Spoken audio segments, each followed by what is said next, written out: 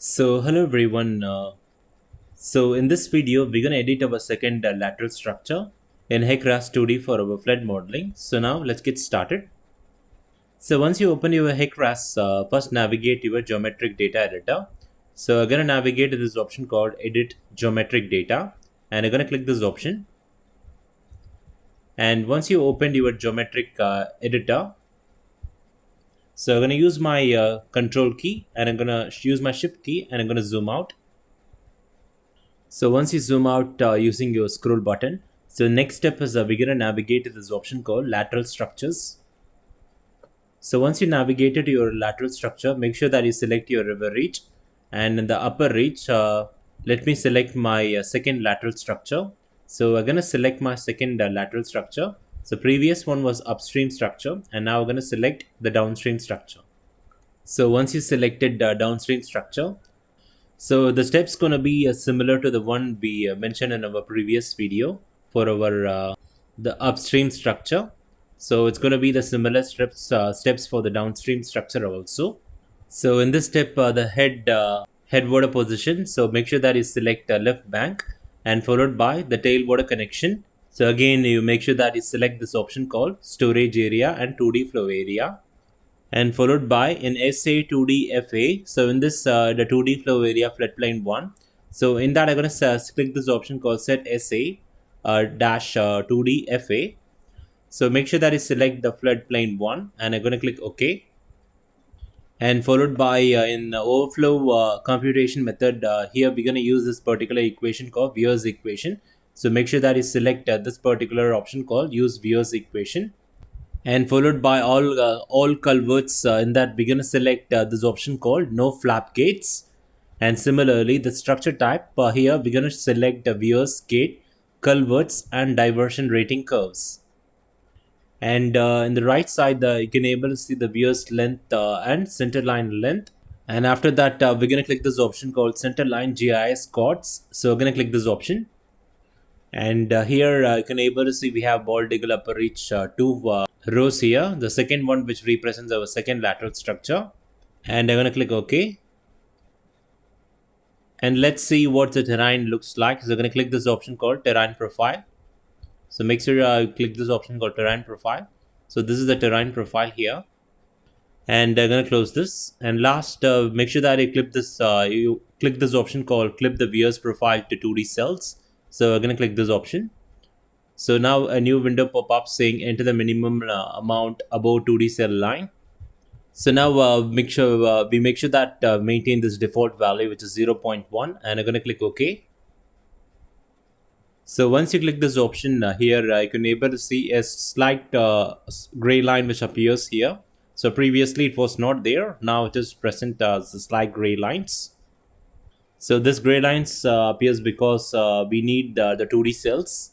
So basically you can't have the water flowing upstream from the way into the 2D area. So that is basically you can't have the water flowing in uphill from the way into the 2D area. So make sure that you press this button called clip viewers profile to 2D cells.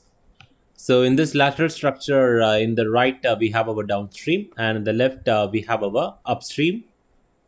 So again, we need to know distance between the upstream and the lateral structure. So here we don't have any the distance between upstream and the lateral structure. So you can able to see there is no distance between them. So now to enter this data, there is no distance between the upstream and the lateral structure. So we're going to navigate to the viewers embankment. And in this window, we have our station and elevation data in the embankment station and elevation table.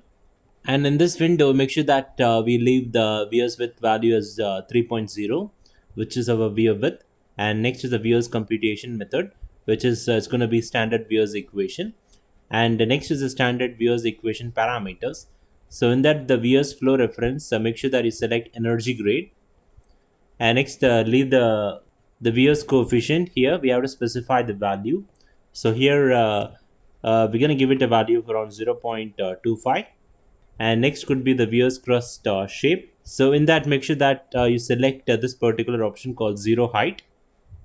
And followed by here where we will enter our the distance between the upstream and the lateral structure. So here there is no distance here. So I'm going to leave it as a value 0 here, as the default value 0. Suppose in case if you have a distance between the upstream and the lateral structure, so you have to measure the distance. So which I have shown in our previous video. You have to simply use your hold your control key. So you have to measure it. So let me fix this value as a 0 here. And the next step is we're going to click this option called head water connection. So in this window, so here the data are automatically generated here. So weir station, and it's the river, the ID here, the cross section IDs here, and we're gonna click OK for our head water connection. And similarly, we're gonna navigate to the TW connection, which is the tailwater connections. So we're gonna click this option, and make sure that you select the computed default weir stationing, and we're gonna click OK. And now we're gonna click OK in our this window called lateral weirs embankment. So we're gonna click OK. And to measure, if suppose if you have a distance between the upstream and the lateral structure, so make sure that you hold your control button. Now a plus like symbol which appears here. So from here you can measure the distance here. For example, I'm gonna click this option, and if your upstream area is somewhere is here, lying here, you can just click it, double click. So here below you can able to see the length here, which is 74.89. So you can able to see that. And also if you leave the control button, so it's going to give us a window like this. So it's going to show us the length here. So we're going to close this. So once you got that distance, suppose if you have the distance, there is a distance between the upstream and the lateral structure. So you have to navigate the weirs embankment, and in that, make sure that you enter the value in HW distance to upstream XS. So here I have a 0 distance, so I've leave it as a default value of 0. And now once you completed it, so once you entered all the essential data here, make sure that you navigate to file and click this option called exit, and navigate to the files and click save geometry data. And you can just click this option and you can exit the geometry data editor. So in this video I have shown you how to enter the data for the lateral structure using geometric data editor and HEC-RAS 2D for our flood modeling. So thanks for watching.